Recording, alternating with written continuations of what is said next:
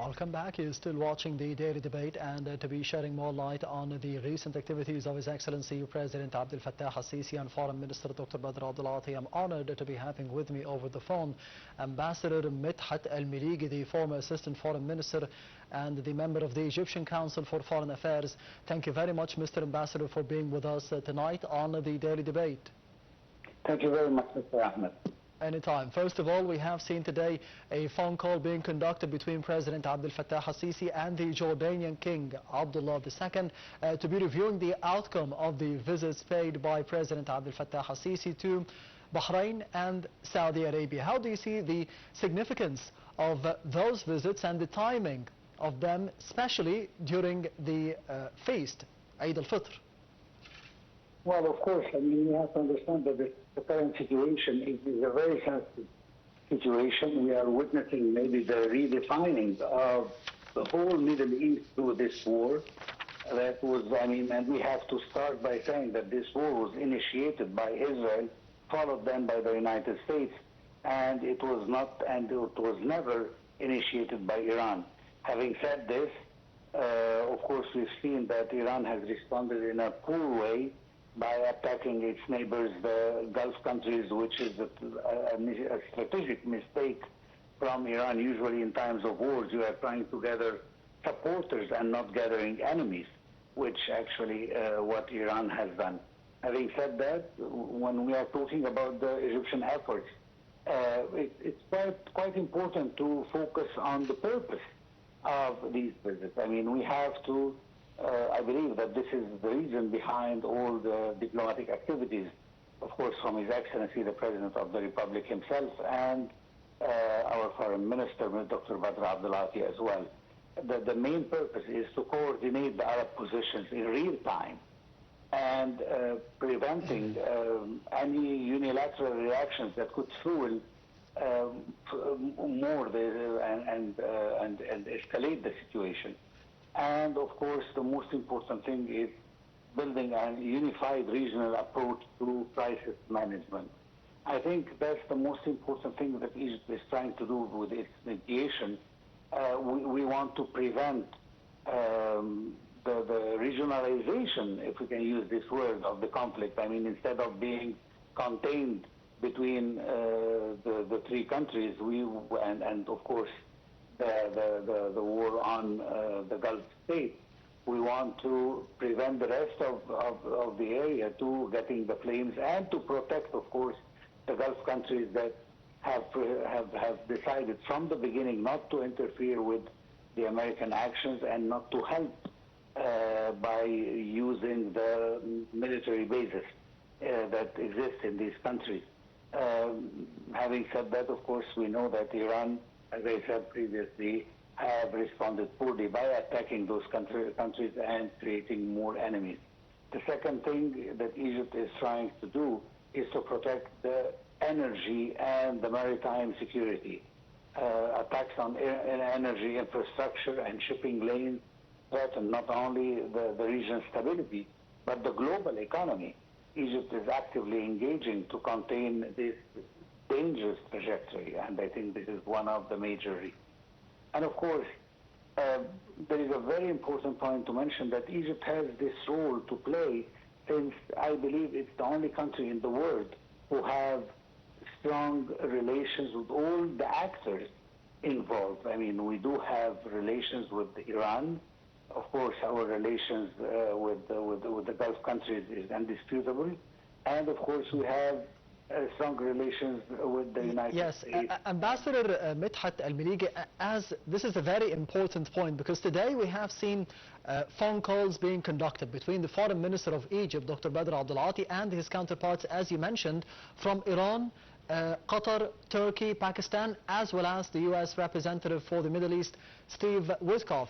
This is proving what you're saying, that we have steady relationship, bilateral relationships with every major regional player in the Middle East, including more specifically Iran and the United States. Do you think that this could be a sign that there is mediation efforts by Egypt to be de-escalating the situation between Iran and the United States, according to the phone calls that took place today and the visits by President Abdel Fattah al-Sisi yesterday to Saudi Arabia and Bahrain?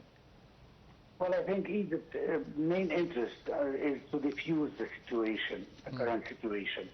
But, I mean, let's be frank. I mean, although Egypt is the best country in the world placed to be able to play this mediation role, but at the end of the day, these efforts could just be in vain if there is no political will from the parties concerned.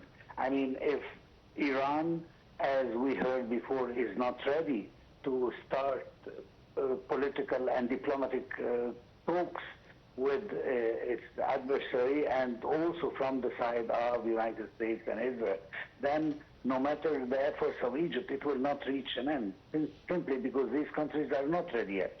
The idea is that we have one of two options: either that those countries are tired from the constant bombarding, whether we are talking about Iran or Israel, or the other way around, which they could claim a victory, and this will enable them to go back to their public opinion and say that we have accomplished something, whether in the case of Israel that they have destroyed the nuclear facilities, or any power that Iran has by destroying its settlements or whatever it is, all their civic installations, or the other way around, that Iran by only its resistance can say that we fought the United States and Israel and we did not fall down on our knees. So these are what we are looking for, so that they are ready mentally to start negotiations.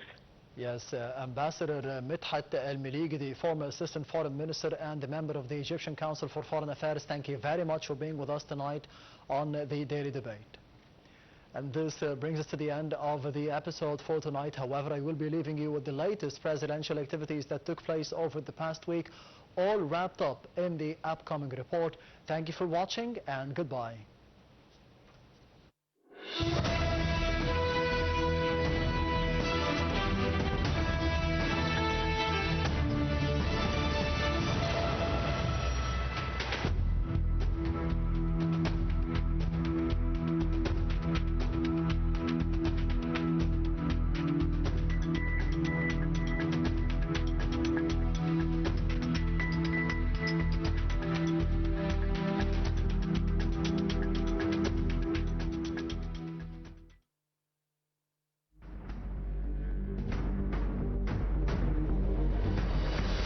President Abdel Fattah al-Sisi met the chairman of the Suez Canal Authority, Admiral Osama Rabia. The meeting focused on the impact of the ongoing war in the Middle East on the Suez Canal. President Abdel Fattah al-Sisi spoke by phone with the Emir of the State of Qatar, His Highness Sheikh Tamim bin Hamad Al Thani. The President affirmed Egypt's categorical rejection and condemnation of the Iranian attacks on Qatar. President Abdel Fattah al-Sisi attended a celebration marking Laylat al-Adr, which was organized by the Ministry of Religious Endowments at Al Manara International Conference Center. President Abdel Fattah al-Sisi met with the Minister of Foreign Affairs, International Cooperation and Egyptian expatriates, Badr Abdel Ati. Presidency Ambassador Mohammed al-Shinnawi said that President al-Sisi was briefed on a comprehensive report regarding the foreign minister's tour to several Arab countries. President Abdel Fattah al-Sisi spoke by phone with the Sultan of Oman, His Majesty Sultan Haytham bin Tariq. Spokesperson for the presidency, Ambassador Mohammed al-Shinnawi, said President al-Sisi expressed Egypt's support for the stability and sovereignty of the Sultanate of Oman and all the Gulf states under the current circumstances. President Abdel Fattah al-Sisi paid a fraternal visit lasting several hours to both the United Arab Emirates and the State of Qatar. President Abdel Fattah al-Sisi performed Eid al-Fitr prayers at Al-Fattah al-Alim Mosque in the new capital. He proceeded to the recreational center in the Green River area aboard the monorail. This marked the inauguration of the East Nile monorail and the Green River zone in the new capital. Via his page on Facebook, President Abdel Fattah el-Sisi greets Egyptians, Arab and Islamic nations on the occasion of Eid al-Fitr. President Abdel Fattah el-Sisi exchanged greetings via phone calls with a number of presidents, princes and kings on the occasion of Eid al-Fitr. President Abdel Fattah el-Sisi paid a short fraternal visit to both the Kingdom of Bahrain and the Kingdom of Saudi Arabia, reaffirming Egypt's solidarity and full support for the brotherly states of the Gulf Cooperation Council in light of the current regional developments. The visit also renewed Egypt's steadfast position in condemning and rejecting the malicious and unjustified attacks on the territories of sisterly nations, as well as any attempts to undermine their security, stability, and the capabilities of their peoples.